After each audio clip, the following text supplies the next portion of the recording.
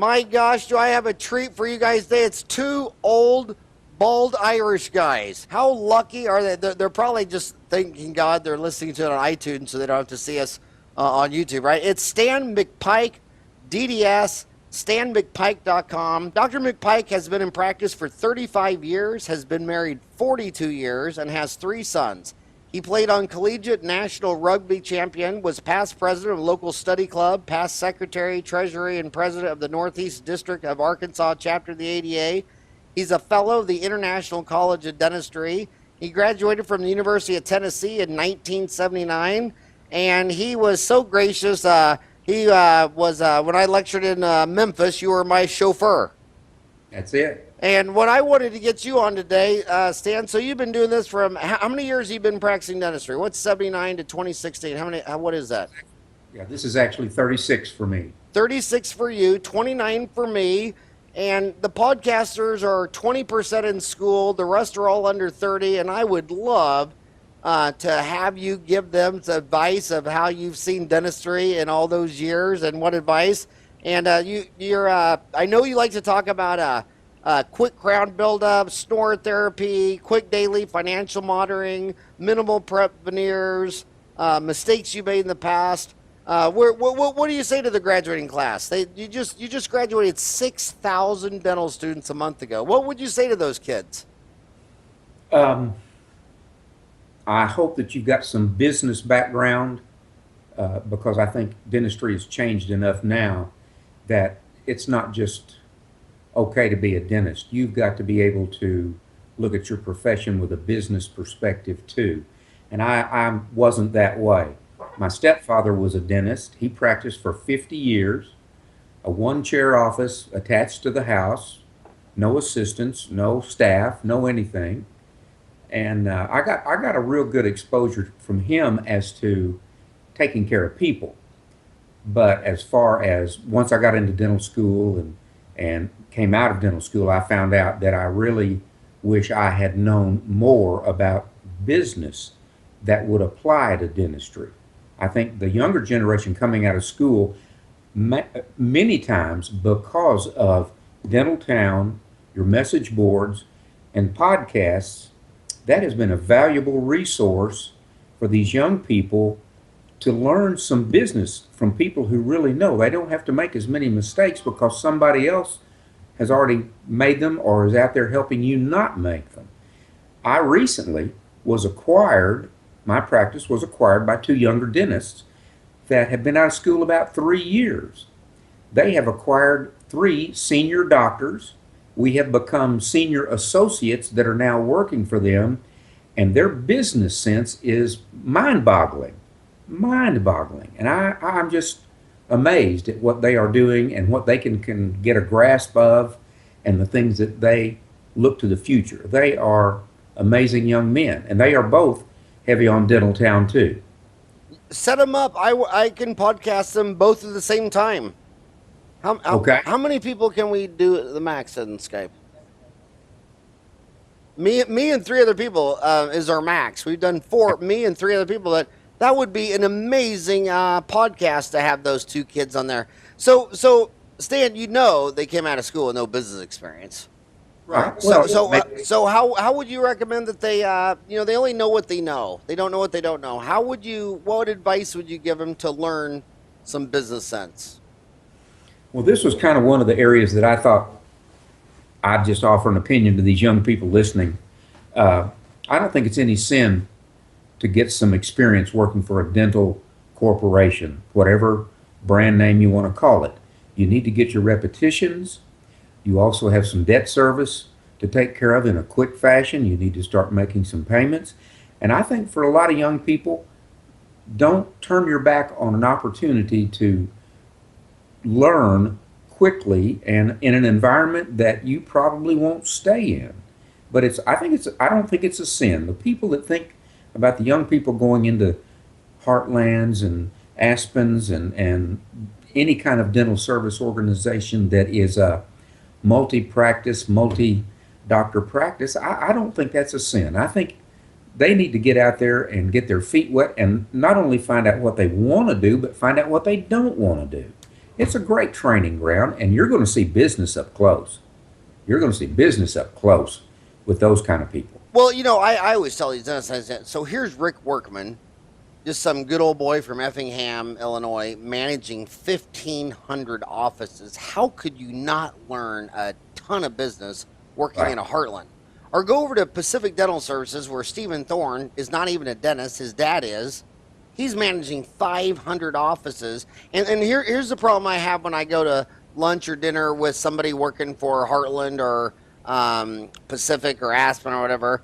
I'll say, well, how many insurance plans do you take? Oh, I don't know. Well, what do you get for an MOD composite? I don't know. Well, what's the code for an MOD composite? I don't know. What does your office do each month? What is the net income? I don't know. It's like, okay, it's great to go in there and do all your dental school requirements every month. That's a hell of a treat. I mean, they get out of dental school, they've only done 15 canals of endo, 50 fillings, 25, 30 extractions. They can do that every month in corporate dentistry, but my gosh, they got to start getting interested in the business. They need to start walking up to the office manager. If they got a cancellation, go sit down and learn the practice management software. So what are some quick daily financial monitoring tips you would give these kids? Every morning, I get a roster of what we did the day before, and I have my little patient roster of who I was going to see. And first of all, I just kind of make sure that everybody that we had seen is entered in if they got treatment. I also get deposits. I also get payments and things like that on a sheet. And it takes me about 5 minutes to go to my list of patients, look at the name, look at the amounts that they paid, make sure that we charged out everything that we should charge out, that we didn't miss a patient. And it takes me about 10 minutes in the morning to at least grasp my day before. And so for me, that came to me because I had a friend who lost $300,000 or $400,000 because he never checked his books. He just didn't pay attention to it, because I didn't do it well either to start with. I was so involved with trying to be a respectably gifted enough dentist to not be dangerous that I didn't spend a lot of time worrying about the numbers. I was still trying to figure out how to be a good dentist. And that's a simple way for me to verify that things are going on, and it's just looking back at the day that you just had yesterday. Come in the next morning, sit down, see who you saw, and then check your roster of what the business part of the practice did that morning. It helps with embezzlement too. And do you work? How many days a week do you work? I work 4.5. Okay, so you're in there 5 times a week. What out of 5 times that you do that, how many days will you find that someone didn't enter an FMX, a filling, something? How many times do you find revenue not entered? We're better than we used to be, but it's not uncommon to 2 days out of the 4.5 that somebody missed an exam or missed something. It's rare that they miss completely logging in a patient, but it really opened my eyes. And how many days do you think you work a year? Oh gosh, I figured it up at one time. I think it was about 230. So 230 days. Let's let's just say you forgot to enter a set of bite wings every day. What's a set of bite wings cost in Arkansas? 70, 80. 70. So that'd be $16,000 a year. Oh, so many dental office consultants have told me that a dental office consultant almost never costs you any money. They always make you money, but they can teach someone in the office like the dentist to do the daily audit or whatever. And that person is almost now a free employee because every day they forgot to enter a bite wings, an FMX, a filling. A lot of times you sit down and you're doing a crown and you realize the tooth behind it has a cavity, so you say, I'm going to do a MO, and the assistant, you do it all, but it just never got entered.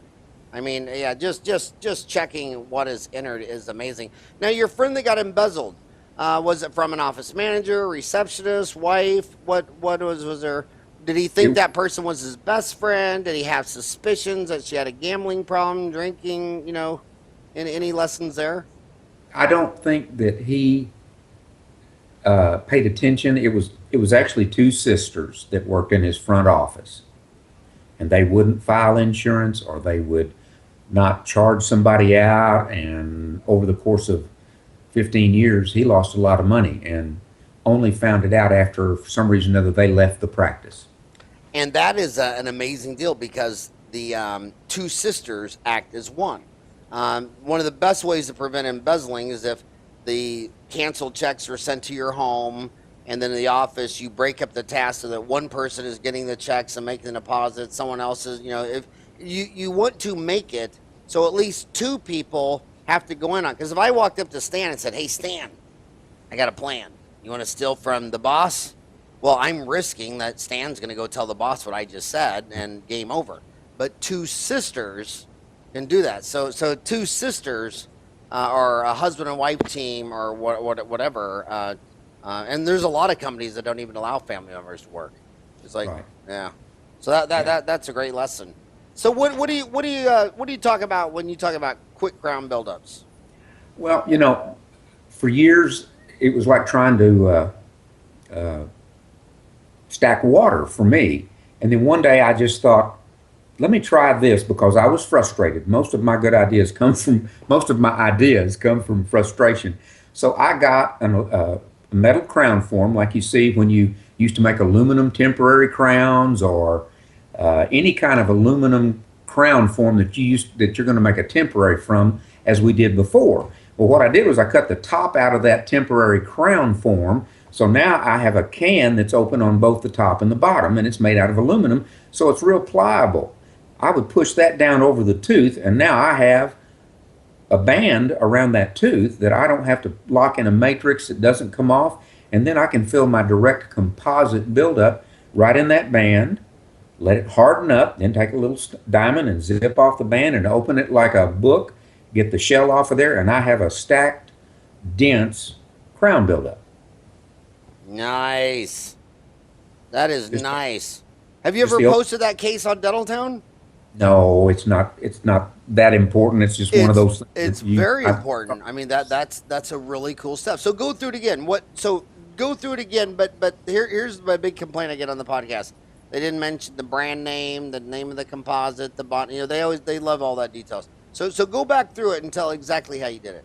Well, on a tooth that needs a buildup and it's missing enough of the walls that you can't put a regular matrix band on it and hold it on the tooth. We got a lot of missing tooth here. I will take a crown form that's made out of aluminum. We used to use them before we started making acrylic temporaries, but you can get them. They're cheap. They're by the bag, but it's basically a tin can made out of aluminum, and it's an anatomically shaped tooth. Well, you find one that's about the size of the tooth you're working on, cut out the top of it, and then when you set it down on the tooth, many times it will absolutely form perfectly to the tooth so that you don't even get any flash that goes out the bottom. But you've cut the top out of that tooth form. So now you've got a sleeve, an aluminum sleeve, just hollow tube. And then I use Fuji 9 at this point in time. I used to use Miracle Mix for years, but I use Fuji 9 a lot of the time now. And inside that hollow crown form, you just inject it right down in there, pack it down a little bit, and let it harden. Then you just zip the buccal side of it. It opens up like a book. You pull the shell off, and you're ready to go with a really good, dense crown form in that regard.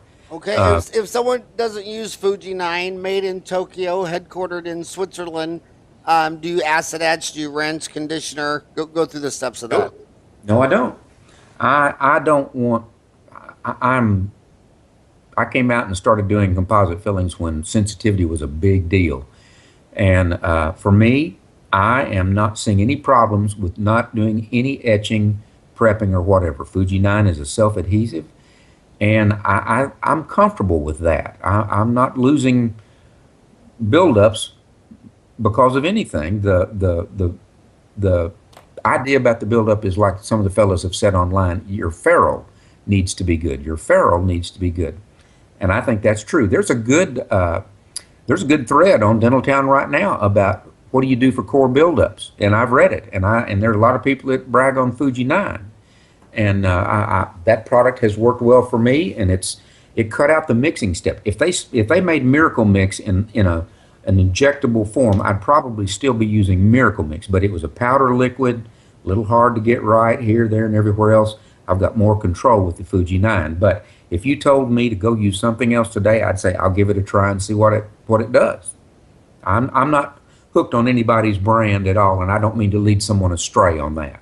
I want to talk about an old story because these kids are all under 30 and I'm 53. This story might have got lost, but what you just said was profound about when cosmetic dentistry started that revolution, everybody was having sensitivity. And of course, all the companies denied it. And of course, all the speakers, were their honorariums are paid by them or whatever. They're all, in bed with them almost, entirely. And they'd say, "Oh, well, you're over drying, or you're under drying, or you're not blown." It was always us. "Well, you didn't use a rubber dam. Well, you blew it off too hard," and you blah blah blah blah. And I'll never forget the Japanese. And they were sitting there on Dental Town reading this, and they were emailing me and saying it sounds like their biggest issue is sensitivity. It's like, yeah, and all the speakers like, "Oh yeah, well, Howard, if you're getting sensitivity, you're an idiot. You can't do anything right because I never get a sensitivity." And then you go talk to the dentist that they did a bunch of cosmetic fillings on, and they're sitting there telling you, "Oh yeah, I went home and ate Motrin for 3 months," and crazy. And then the Japanese launched Clearfill SC, and it was a chairside chemistry set to get rid of the problems in the chemistry of it. No sensitivity, and they took 2/3 of the bonding market overnight. And what you're talking about, Fuji 9, that's also Japanese. And I do think that the Japanese dental companies are probably number one at listening to Dental Town, listening to what the dentists are saying. And if all the dentists say, "I have sensitivity," it's the American companies that say, "Oh, well, that's your fault." The Japanese are like first to say, "Well, okay, well, if that's what you're getting, let's change everything." So yeah. So Clearfill SC, I still love that bonding agent. Fuji 9. 25 years ago, Ray Bertolotti came to Arkansas. Dr. Bondodontist, Ray Bertolotti. And he gave us a good one-day seminar on bonding. And he's a Curare Clearfill guy all the way.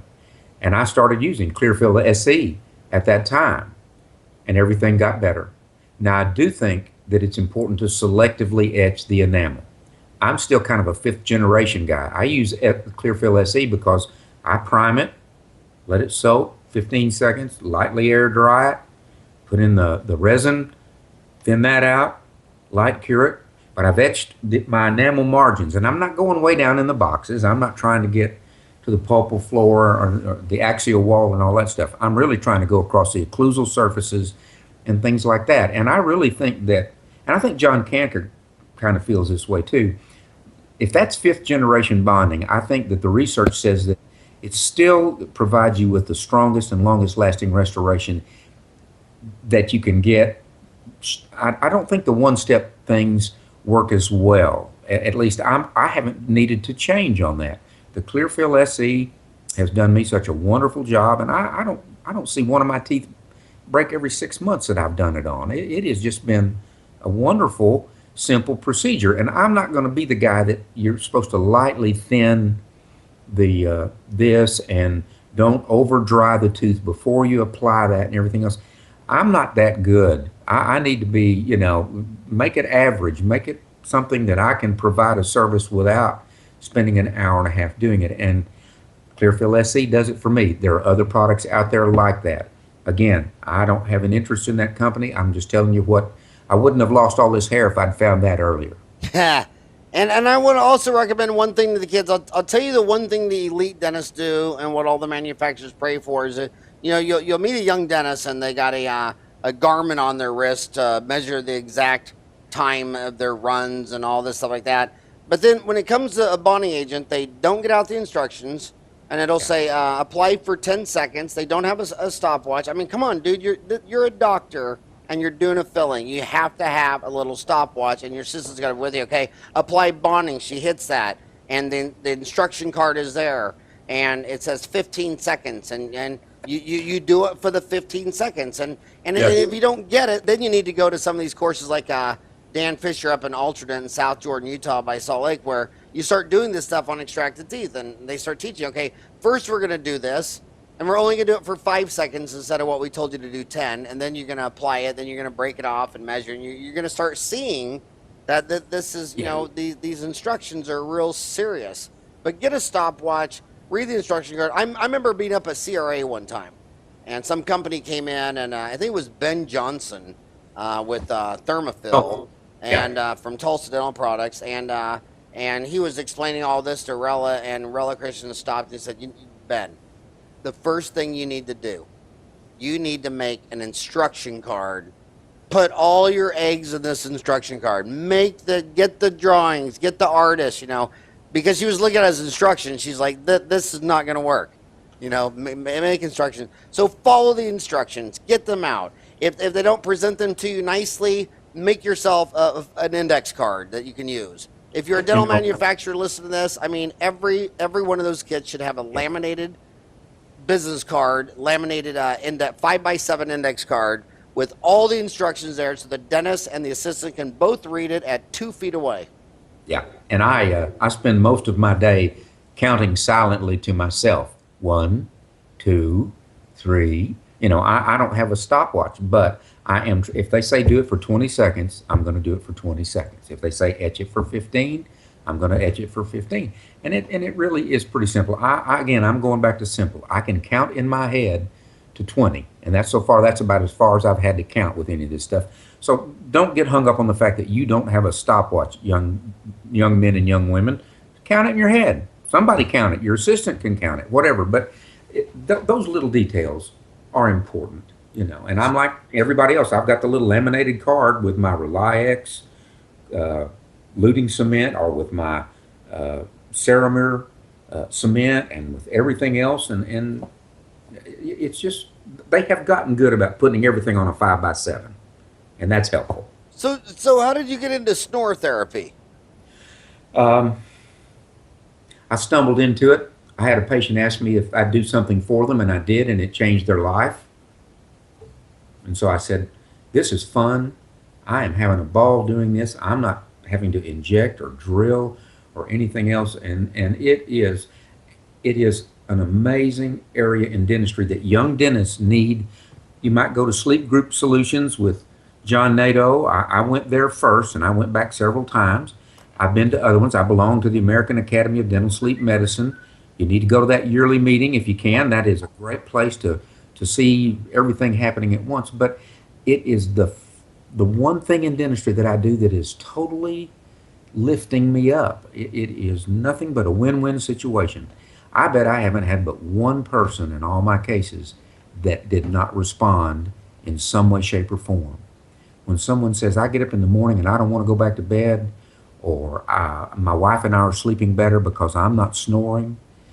And I have a home sleep testing monitor. So we get people that don't want to go to the lab. I'm not going to do that. Well, we put the little Aries watermark headband on them and the little nasal cannula, and you go home and do a 2-night study, and then they take that study material to a board-certified pulmonologist and his staff, and they will send you back a report of what their parameters are and everything else, and it doesn't cost you a thing unless you get it signed by the doctor. Then it's like $75. If it's signed by the doctor, then you got a document that you can go into their medical coding, and you don't have to fight all that. It's not dental, it's medical. And we use a company, I believe it's called Dental Sleep Billing Solutions. We've used them ever since we started. They charge us 10% of whatever they collect. Dental Sleep Billing Solutions? Right. Where are they out of? Northwest. Washington, Seattle, maybe, something like that. Was that referred to you from Sleep Group Solutions? No. But you do recommend Sleep Group Solutions? Well, it's a good starting point. I think that we do have one thing going on in sleep medicine that, to me, makes a little bit of sense. And apparently Sleep Group is the only one that really is doing something about it. They have a pharyngometer and rhinometer system, which I bought. And what it does is we have found out, or they have found out, that it's not just how far forward you pull somebody's chin. There's a vertical component to it, too. You might need to be open 5 millimeters, 8 millimeters, or whatever. And they have a machine that helps you read the graphs. And I'm a big fan of reading graphs to see if They might need 3 millimeters of protrusion and 5 millimeters of opening, but lo and behold, 3 millimeters of protrusion and 8 millimeters of vertical makes it better. Then you take a bite registration with that positioner, and I think we've done our patients a better service. It's not, in my opinion, just protruding the chin anymore. And there's a gentleman out in Seattle that if you guys, the young ladies and men, want to just play with something, it's called Airway Metrics. It's an older gentleman out there, and he's got a set of jigs that are about $75 or $100, and they're little plates that just fit between your teeth, and they're graduated. And it is so cool to put one of those in a patient's mouth and say, try to make a snoring sound. Well, they'll make a snoring sound normally. You put this jig in their mouth and move their jaw forward a little bit, and all of a sudden they don't make much sound, or they don't make any sound. Wow. I mean, you've already sold them right there. You have helped them understand their problem. And it's Airway Metrics. He's out in Seattle. I'm sorry, I don't remember the man's name. He's got some YouTube videos. His wife helps him run the company. It's a simple little way for you to, because then you can take your bite registrations with the little jig between their teeth, and you have a construction bite. And I personally use Respire, Whole U or whatever it's called now up in New York. I use a lot of the dorsal fin appliances. I'm not a big Herps fan. There's a lot of hardware on it and stuff like that, and my dorsal fins have worked just well for me. But everybody's got their own go-to device, and it varies from person to person. But from a young dentist standpoint, a little bit of education and a little bit of supplies, that Airway Metrics jig kit and things like that, and you're opening up an avenue of, number one, changing people's lives, and number two, a new revenue stream that general dentistry never had before. I do it for free almost. Well, this is very, very interesting, because a lot of people say they don't want to get into dental sleep medicine or sleep apnea or any of that, or whatever you want to call it, because they don't want to learn medical billing. And you're saying you don't have to, that you use Dental Sleep Billing Solutions. Rose Neerman and her bunch have a great program. Oh, is that Rose Neerman, Dental Sleep Billing Solutions? No. Rose Neerman's got another She is the number one woman all these years about medical billing for dental treatment. She's got a company down in Florida, and all you got to do is Google Rose Neerman. Nierman. Right. She has been the anchor woman for medical billing in dental sleep areas. But I have one lady that helps me do my light paperwork in my office for snoring and sleep disordered breathing, and it takes a good bit of time when they're working on a case. Dental Billing Sleep Solutions, or someone like that charges us 10%, it's actually much cheaper for them to run all the barriers and get all the information together for us. And if they get $1,500, they charge us $150, and we have cut out hours of in-staff time. And quite honestly, I don't have enough staff to dedicate one just to medical billing of anything, much less dental sleep solutions. If you get into it seriously, you'll have people in your office that's all they're going to do, because it is extensively involving when you start getting into those medical codes. Don't let that scare you. Don't let that scare you. Go to a dental sleep meeting somewhere and just look at the vendors that say, we do it for you and we charge you X number, 10%. That's what they charge us.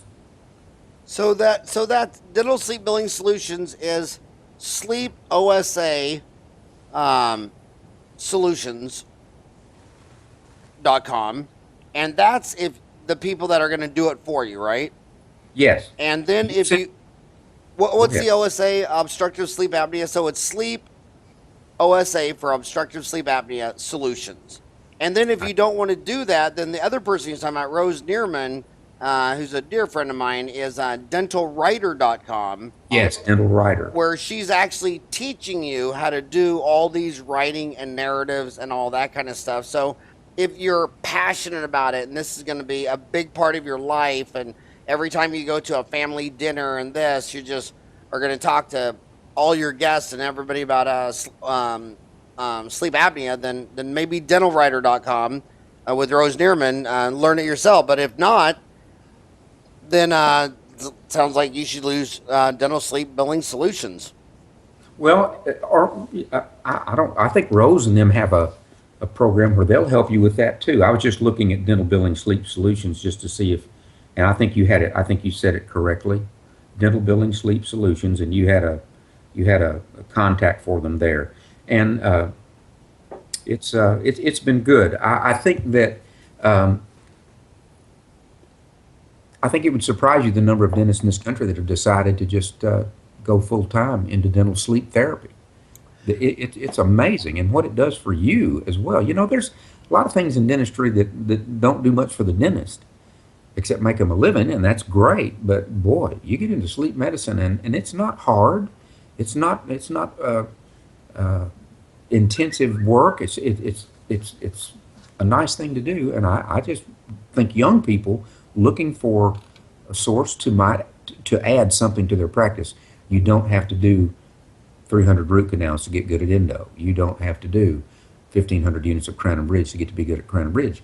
Snoring medicine, snoring therapy, and dental sleep stuff is a easy way to enter into it, and it could make you some money, and we've got to look at that perspective too. But like I said, I'd do it for free almost.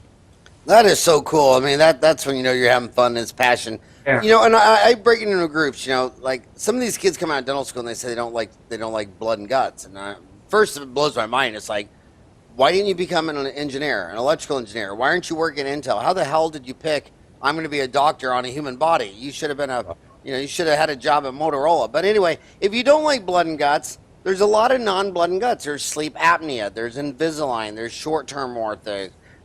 Snore therapy. There's all this non-blood and guts stuff. I'm a blood and guts guy. I like my favorite procedure is wisdom teeth, extractions, molar endo. I don't even like doing. I don't even want to do a one canal. I mean, I literally think that an expanded functions duty assistant should do all incisors and canines.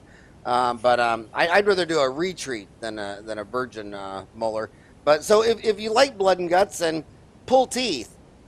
Place implants, get a CBC, make surgical guides, do all that stuff. But if you don't like blood and guts, and I think a lot of cosmetic dentists don't like blood and guts, because you know what I noticed the most in that, I got an 87, and then there was Black Monday in 87 in October. There was a lot of crashes I lived through, but that 2008 tsunami, I noticed about 85 dentists went under in my backyard, and half of them were cosmetic dentists in Scottsdale.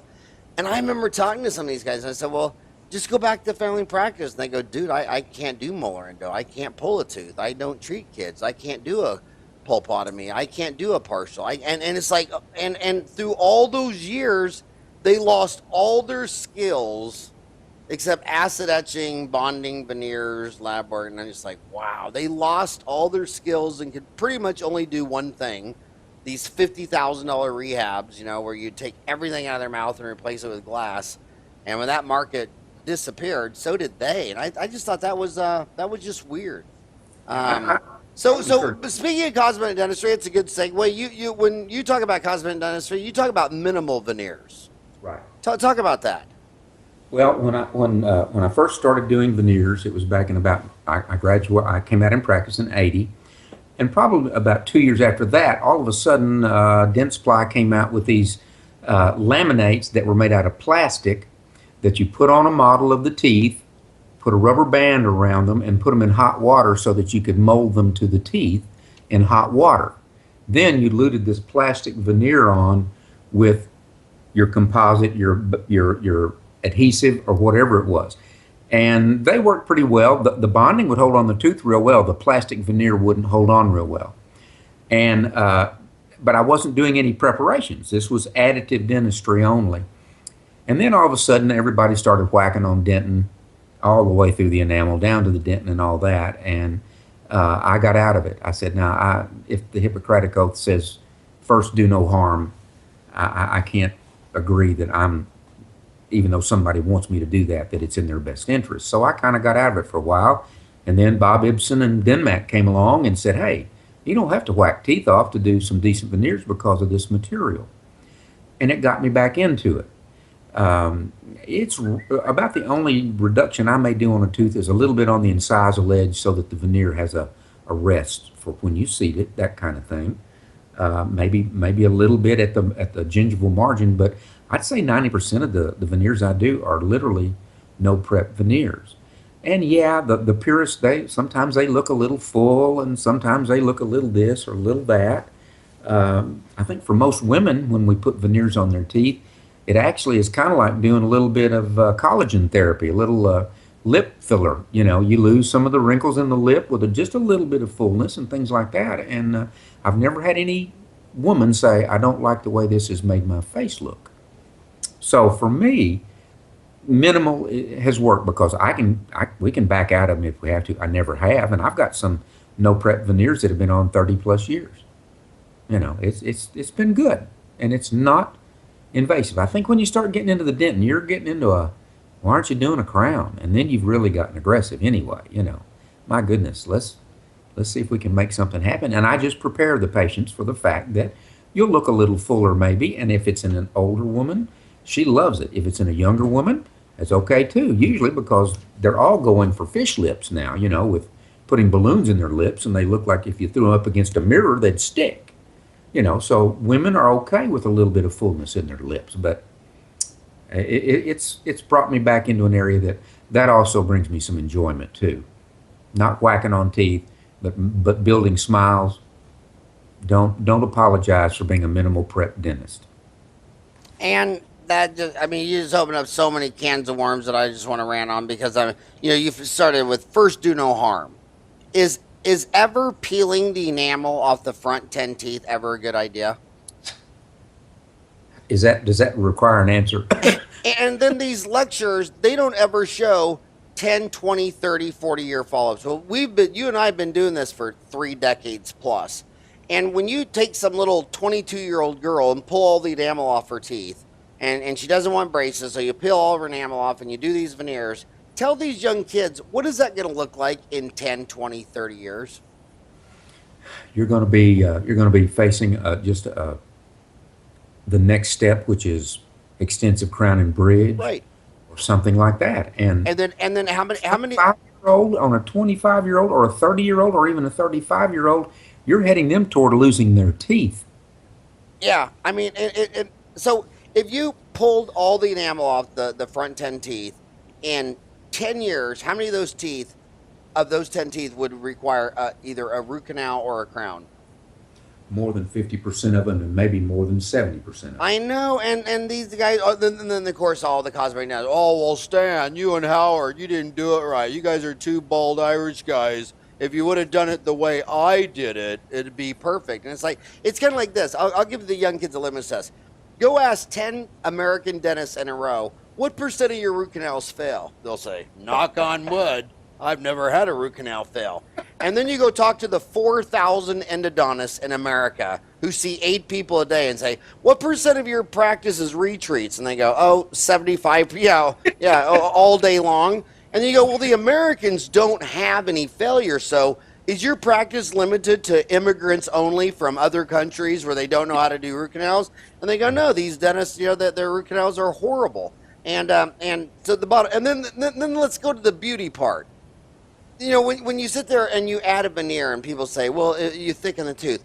What do American women have with beauty that looks normal? They look like a clown anyway. They got red lipstick on and no one says, my God, you have good circulation in your vermilion border. It's crown makeup stuff. I mean, their hair, you can smell them 15 feet away. You don't walk up and say, my, you have strong pheromones. You must be in menstruous. I just smelled you clear down the hall. I mean, everything about a woman is fake. I mean, their estrus, menstruous, pheromones, their lipstick, whatever. And you're right, when you thicken that tooth a little bit, they have less lines, they have less aging lines. It's kind of like a form of Botox. And then there's the last thing I want to rant on this, that, are you the dog or the tail? You're the doctor. The patient's the tail. And I've had so many parents say to me, well, she doesn't want braces. She wants veneers because she wants it done because in 3 weeks is her prom. And I'm like, well, I'm sure you can drive down the street, and if you knock on enough doors, somebody's going to stick all your daughter's teeth in a pencil sharpener. But Howard Farran isn't going to do it. Yeah. I'm not going to do it. She needs braces. Screw prom. She probably doesn't even have a date. I mean, just put your foot down and don't do that, because first, do no harm. Women, no prep veneers. They're just better. No one's going to look at any, and these cosmetic dentists that post all these cases on veneers. I mean, and a lot of these dentists are getting them. I mean, my God, I can tell they got veneers clear across the convention floor before I even walk up there. And he thinks they're all natural and cut back and Empress glass and done by the desk. Dude, it looks like a wig. Okay, everybody knows it's a wig. So if you're gonna wear a wig, at least don't shave the scalp down. You know what I mean? So yeah, I could. But Bob Ibsen, he passed away this year. Yes.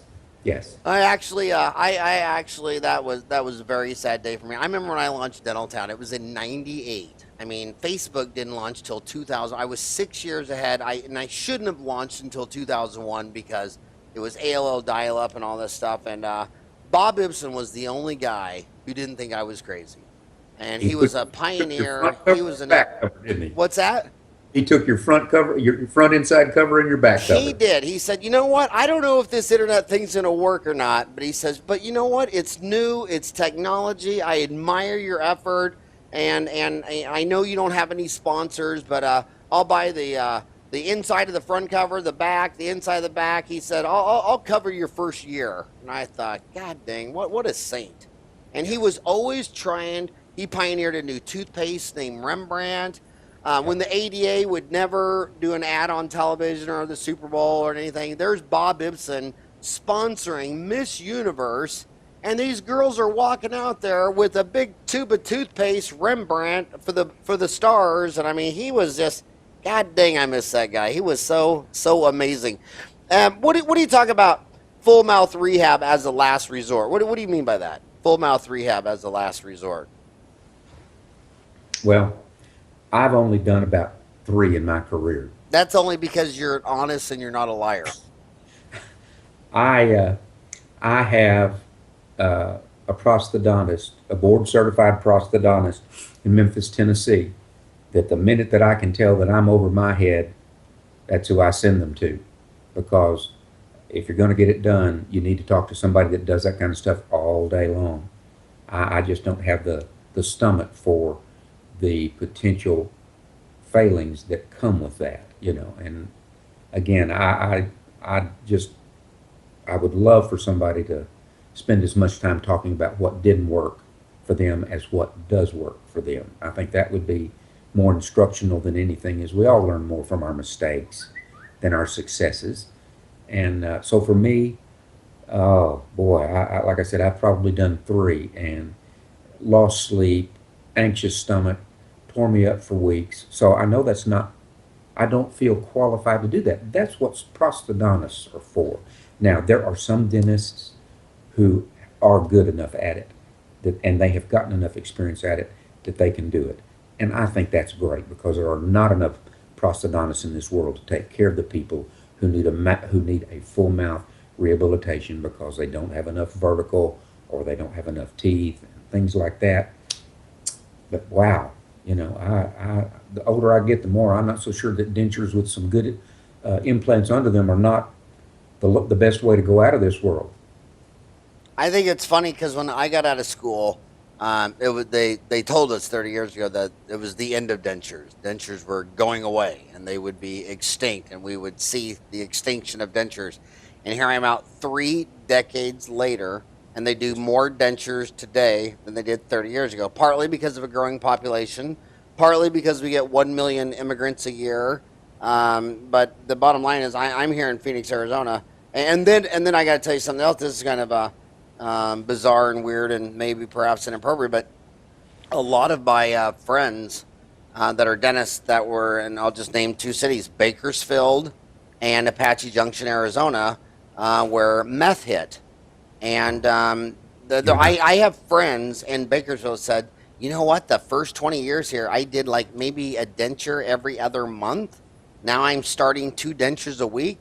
And I talked to some police officers about that at our page, and I was saying, like in my backyard, everybody jokes at the mess in Apache Junction, but whenever my police officers come by, I say, is that a joke or is it true? And they go, Howard, if I went into any trailer park in Apache Junction, I could find a meth lab. So there's a cultural element to what they're doing, and And I mean, I gotta tell you kids one thing. When someone's coming on meth, I mean, I have made this mistake where you did a bunch of fillings and crowns and root canals, and you totally restored them, and you took a lot of their money or their parents' money or whatever, and 6 months later, it's mush. I don't care what your margin looks like. And so now that we've been working through this epidemic a long time, if you have not, if you've used one, you have to go 6 months without using once, or just go straight to removable. So I think, do you see much meth in Arkansas? Oh, of course, we are. We probably are really heavily into it because we are so rural. And when it first started, man, you could smell that stuff a mile away. So we were prime country for people doing meth, making meth, because the smell was unbelievable. So, yeah, we've been fighting that for a long time. You and I talked about that in the car coming from Memphis over to Jonesboro. That was your number one question: is what's meth like in this area? And it is rampant. How many years ago was that? Do what now? How many years ago were we in the car together? Oh, I'd say about 6 or 7. 6 or 7. You- And it's still going strong. You haven't seen the meth die down. I think it has changed a little bit. I'm seeing it quite like I did. I think, like we see on the news, there are a lot of young people going into grandmother's medicine cabinet and getting her tramadol or her hydrocodone and stuff like that. I think some of the kids are getting things that it doesn't have to be meth. So they're switching to opiates, which doesn't have the brittle teeth effects. I mean, Right. I mean the meth effects are just, they're shocking. I mean, there's nothing like it. I mean, you could brush your teeth with maple syrup every morning and not have that kind of decay. That's right. That's true. That's true. Talking about dentures, though, I have a friend who has a lot of his practice based in nursing homes, and he said something that stuck with me. And he's a physician, not a dentist. And he said, Stan, he said, I think that it might be easier on people if by the time they get to the nursing home they don't have any of their natural teeth, because we see a lot higher incidences of aspiration pneumonia from infected teeth, somebody aspirating a broken tooth, someone getting an infection, somebody needing an antibiotic treatment, and things like that. And he said, when you get to the nursing home, we can give you what you need nutritionally in a blender. And he said, I think that he said, after all my years working in the nursing home, I don't think it's a sin not to have your teeth. And I thought, wow, we were taught in dental school that you're going to live longer with your teeth, and there's no question about that. But here's a guy in the trench that says, man, I don't know. All these people that have a mouthful of crowns, and I don't mean full mouth rehabs. I mean, it's not uncommon to have somebody with 6 or 8 crowns in their mouth. What's going to happen when they get to the point that they are not able to take care of their teeth, or they're mentally incompetent to take care of their teeth, and things like that? So that comes back to the do no harm. The less we can do on people's teeth, maybe the longer they'll last. Well, and when you're in business, you're supposed to go where they ain't. And a lot of the business culture, like look in Arizona. Why do none of the Mexican restaurants deliver to your house, and all the Chinese restaurants? I mean, why is that? I mean, you just Mexicans don't like to drive cars? Do they not like to deliver? I mean, it's just culture. Mm-hmm. The Mexican restaurants won't do it. Every single Chinese restaurant will. So if you're in a city and all the dentists won't deliver, and they're all sitting there in their house, I know dentists in my backyard that are crushing it with mobile dentistry. I mean crushing it. They can pull up to a nursing home where there could be 20 dentists within a mile, but none of them deliver. Right. And oh my God, are they just doing great, because they have no competition. And then they take their mobile dentists, they get a list of all the towns in Arizona. Every town in Arizona that has less than 1,000 people doesn't have a dentist. And they'll go in there, and I don't want to get in trouble from Walmart or things like that, but I mean, bottom line is, if you have an RV, and you've driven across, I've driven across the whole country in an RV with my 4 kids for, Walmart they'll never run you out of the parking lot. And the Walmart, well, you're in Arkansas, you're right, the birth of Walmart, Bentonville, Arkansas. And you know what the Walmart managers say? They say, no, we don't care what you do, because the average RV is going to buy $100 worth of supplies in the Every Walmart, and we'll never run it off. I know mobile dentists who go to a Walmart or go to these small towns, and they'll pull over the side of the road, but after the end of the day, they've still got 7, 8 people standing outside this mobile dental clinic. I mean, you pull up, there's your sign, there's your deal. People with toothaches just start stopping and walking in. So I mean, yeah. So basically, the geriatric dentists are all telling me that in America, the average person admitted to a nursing home gets one new root surface decay for every month they're in the nursing home. I So would when believe. grandma's been in there a year, she's got 12 cavities. And I want to tell you another thing about treating those things is the failure rate is incredibly high. Sure. What, Yeah. what advice would you give on grandma's root surface? And by the way, you go to a nursing home, it's pretty much all women and one man named Lucky. And Right. that's why all men should try to be healthy, because if you live long enough, there'll be a day where you're the only guy and everyone else is a woman. But what's your advice on root surface decay? I think that a good fluoride varnish program. I think that if you've got people in the nursing home, they ought to be able to uh, have fluoride put on their teeth, and I think the fluoride varnish has been proven that it works well. We do have some mobile dentistry in Arkansas. We do have one group I know for sure, maybe two, and they run the nursing homes because in Arkansas, Medicaid and Medicare for adults covers very little. Extractions, maybe a denture, one set of dentures in your lifetime.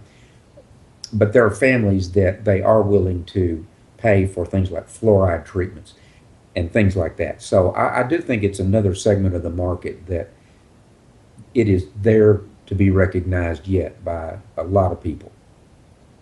I just think it's huge. And then I know another mobile dentist where they get a business person, and usually it's someone who used to do grant writing or worked in social services, and Hmm. then a full time job. She's sitting there working with the NIH, the Public Health Service, all these Yes. deals, and this lady is sitting there on the phone and is getting $40,000 contracts to go drive to some city and put sealants on all the kids in grades 1 through 6 out in the middle of some city I've never heard of, and I've lived in Arizona since 1987.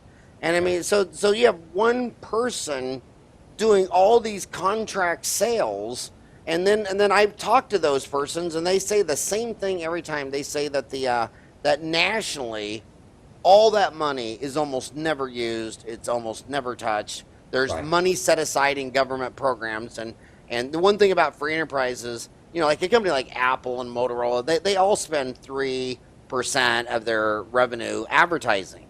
The government never spends a penny on advertising. The CDC is never going to buy a Super Bowl commercial and tell you what they did with all their money last year and their 15,000 employees. So there's a bunch of grant money that's never touched that these mobile clinics are finding and going out and putting sealants on low income areas, Indian reservations, all kinds of neat, fun stuff. Um, so, Well, so go ahead. when you think about our generation hitting the nursing home environment, the baby boomers are going to hit it hard. And I'm a proponent of the fact that nursing homes should have a dental treatment room in the nursing home. You can do a lot of stuff out there. I go to the nursing home some. I haven't in the last 10 years, but I have a policy that if I have a patient that's been a patient of mine for a long time and they go into a nursing home, if the family needs me, I'm going to go take care of them. That's the least I could do for them. They supported me for a long time. That's the least I could do is go take care of them in the nursing home. But I think if they had a dental treatment room, and there's where some of that unused money might come in, nursing homes had a dental treatment room, they'd get some things done by doing that. And that's another option, that it wouldn't have to be just mobile dentistry, because now that you say that, I would imagine that the two companies in Arkansas that are doing that, I don't know them, are probably operating on grant money more than they are anything else. Not Medicare and not Medicaid. They are researching and getting hold of that revenue stream because they're providing a good service and there's nobody else doing it. So don't give them a hard time about it.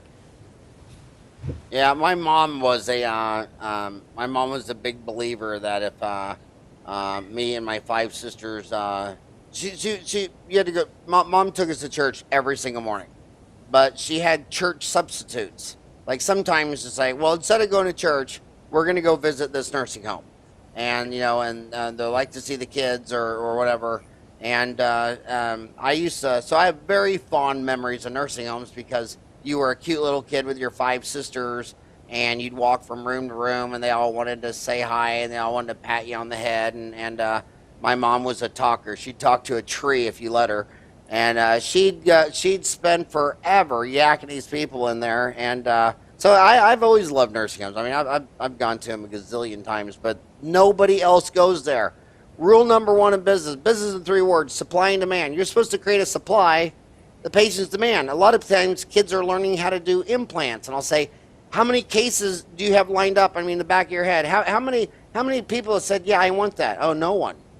No one's asked you for this, and you're going to drop 100 grand learning this. And my gosh, you go into those nursing homes, no competition, create a great supply. They're demanding it.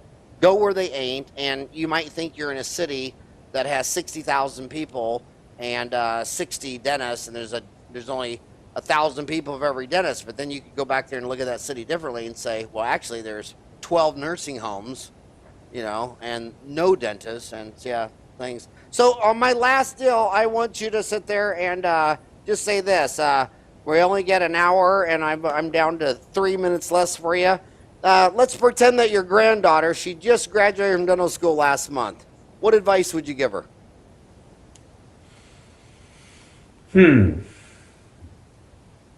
Don't be ashamed to take any job that you can to start with. You need a job, get after it. You'll find out what you don't want to do just as much as you find out what you do want to do. Don't be afraid to ask questions. Hopefully you might find an older dentist that might be a mentor.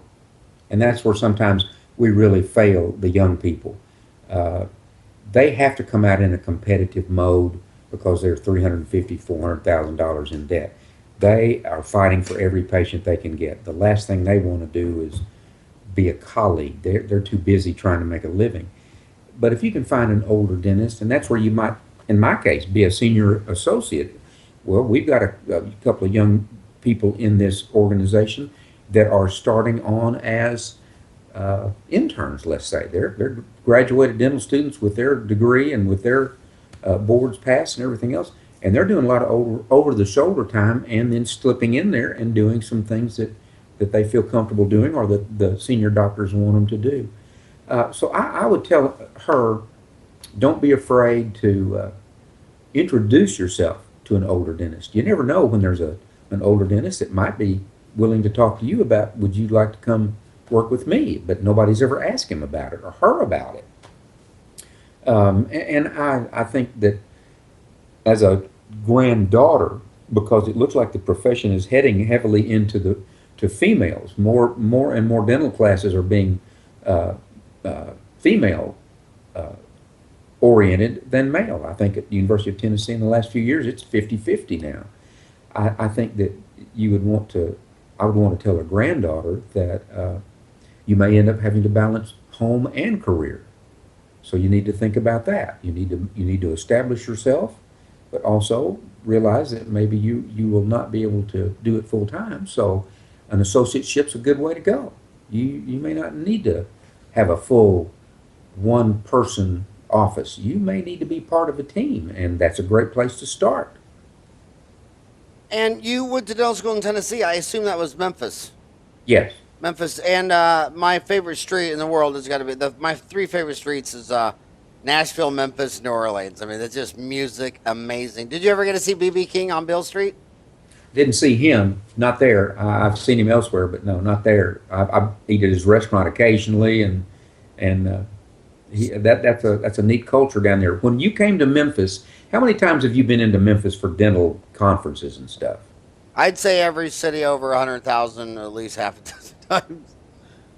Well, I think I tried to talk you into letting me take you by Mecca, which some people call Elvis's home at Graceland, And I don't know if we got to go by Elvis's place at Graceland. It's out there close to the airport. Do you remember ever seeing Graceland? Yeah, but Okay. what I wondered the most is every time I eat at BB King's restaurant, I always think, how the hell did he eat this and live to be 89?